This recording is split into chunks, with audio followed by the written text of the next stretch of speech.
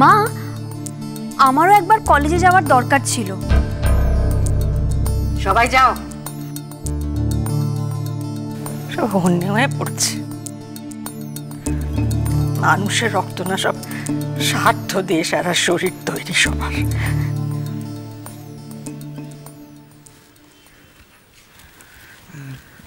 বাড়ির কাজ হয়ে গেলে দোকানে চলে এসো। হ্যাঁ শ্যামল, আমি তোকে দোকানে যেতে বলেছি। আমি তোকে দোকানে যাওয়ার কথা বলেছি, মেজ বৌমাকে নয়। মা, এতদিন পর দোকান খুলছি, খদ্দের তো বেশি হবে তাই না? তুই তো মন শান্ত করার জন্য দোকান খুলছিস, বিক্রি বাটা না হয় একটু কমই হলো। কি ভেবেছিস কি মা বোকা? হ্যাঁ, কিছু বোঝে না। আমি তোদের জন্ম দিয়েছি, এতটা বড় অবধি আমি করেছি, তোদের আমি হাড়ে হাড়ে চিনি। বারমুখো সব, বারমুখো সব। হ্যাঁ, বাড়ি যাওয়ার জন্য ছকছক করছে। আমার নিশ্চিত সুযোগটা করে দিল, সব চলে এলো। সুযোগের অপেক্ষা করছিস না রে? দাদা দুঃখে কারোর বাড়িতে মন টিকছে না।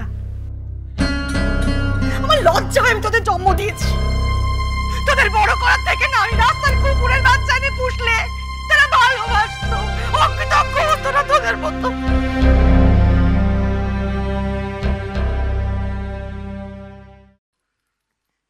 সবাই খালি দাদার দোকান খোলাটাই দেখলি। হ্যাঁ, কেন দোকানটা খুলছে বুঝলি না তো? বোঝার সাধ্য থাকলে তো বুঝবি। শুধু ওপর উপরে হাসিটুকু দেখলি তো না, ভেতরের কষ্টটা কেউ দেখলি না।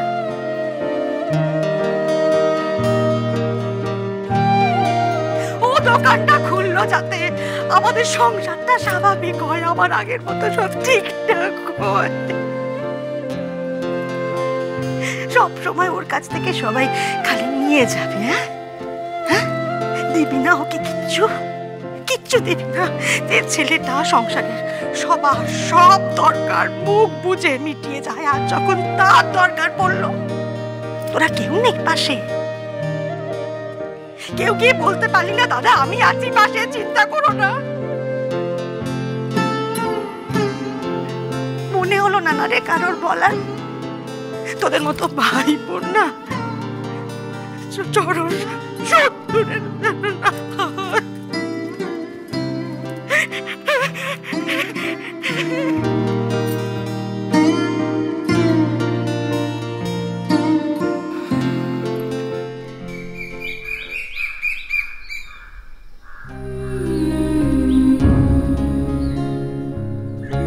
বাবার জায়গা আমি নিতে পারবো না, সেটা কেউ কোনোদিন নিতে পারবে না। কিন্তু একটা কথা মাথায় রাখবি, তোর সাথে তোর দাদা ভাই আছে। তোর সমস্ত শখ, সমস্ত ইচ্ছে, সমস্ত খেয়াল, সমস্ত ভালো লাগা তুই আমায় বলবি, আমি প্রাণ দিয়ে সেটা রাখার চেষ্টা করব।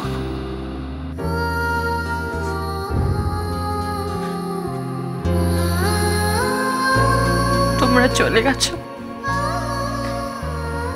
এটা আমি আজও বিশ্বাস করতে পারি না, মানতে পারি না। বারবার মনে হয় কেন কেন আমার সাথে এরকম হলো। কষ্ট পেয়েছি আমি, ভয় পেয়েছি, খুব ভয় পেয়েছি আমি, একলা হয়ে যাওয়ার ভয়।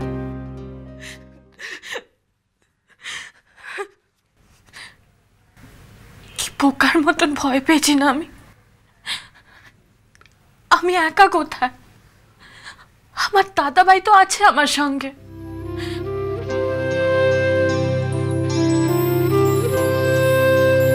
দাদা ভাইও নিশ্চয়ই কষ্ট পেয়েছে। কতবার আমি ওর সামনেই বলেছি যে আমি একা হয়ে গেছি, কিন্তু আমি একা নই। আমার দাদা ভাই আছে আমার সাথে, আর আমি জানি ও আমায় কোনো লড়াইয়ে একলা হতে দেবে না। তোমাদের না থাকার কষ্টটুকু চিরটা কাল আমার বুকের মধ্যে থাকবে,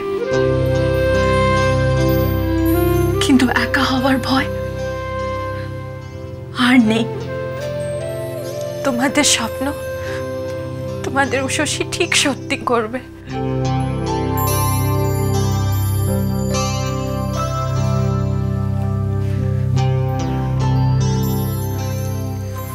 উষসী, তোমার তো লাস্ট পেপারটা দেওয়া হয়নি। আমি সাপ্লিমেন্টারি এক্সামের ফর্ম তুলে রেখেছি, তুমি ফিল আপ করে দিও। হ্যাঁ, তোমার দাদাভাই গিয়ে জমা দিয়ে আসবে। বৌদি, প্রথমে হয়তো আমি দুর্বল হয়ে পড়েছিলাম, একটা ভুল ভাবনা আমাকে আমার লক্ষ্য থেকে সরিয়ে দিয়েছিল, কিন্তু এখন সেটা কেটে গেছে।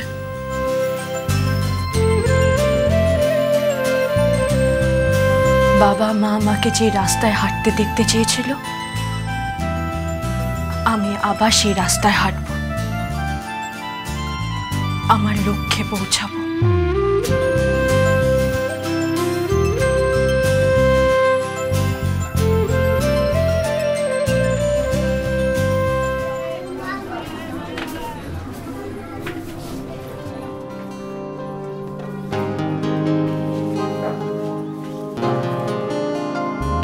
কিরে, বই খাতা ওখানে ফেলে এখানে কি করছিস? হ্যাঁ, একটা কথা জিজ্ঞেস করছিলাম। হ্যাঁ বল। দুটো জিলিপি দিন তো। হ্যাঁ দিচ্ছি। ভগবান ভালো লোকেদের সঙ্গে এত খারাপ করে কেন? খারাপ? কি খারাপ হয়েছে? খারাপ নয়, তোমার সঙ্গে যেটা হলো সেটা খারাপ না? জানিস ছোটু, আমি একটা কথা জানি, ভগবান এমনি এমনি কিছু ঘটান না। যা ঘটেছে সেটা নিশ্চয়ই তিনি কিছু ভেবেই ঘটিয়েছেন, আর সেটা আমরা এখন বুঝতে পারি না।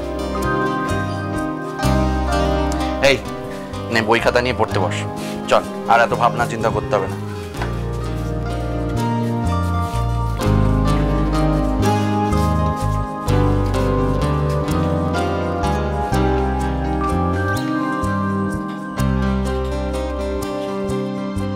সারাটা জীবন মাকে অনেক কষ্ট পেতে হয়েছে, অনেক লড়াই করতে হয়েছে।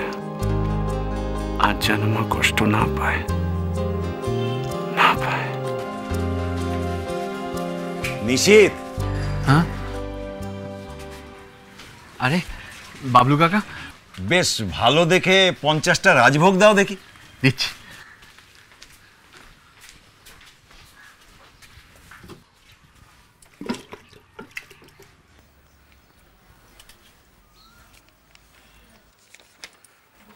আমার ছেলের বিয়ে ঠিক হয়ে গেল সামনের বৈশাখ মাসে। সবাইকে ভালো করে মিষ্টি মুখ করাতে হবে। বাহ, খুব ভালো খবর, কিন্তু বিয়ের মিষ্টি এখান থেকেই যাবে। সে আর বলতে।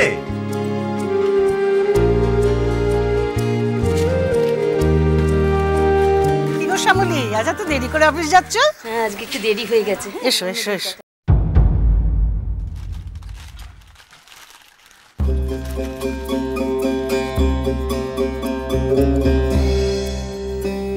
কি গো, কি বুঝছো? কি আবার বেহায়া বেশরম? ঠিক বলেছো। এই মনে আছে একবার কিছু টাকা ধার বাকি পড়েছিল বলে ওই ঘোষ দিদি এক পাড়া লোকের সামনে আমায় কি হেনস্থাটা করেছিল? দাঁড়াও না, আজকে আমি তার পুরো শোধ তুলবো কড়ায় গন্ডায়। কি হয়েছে গো? আরে এসো এসো, মজা দেখবে, এসো।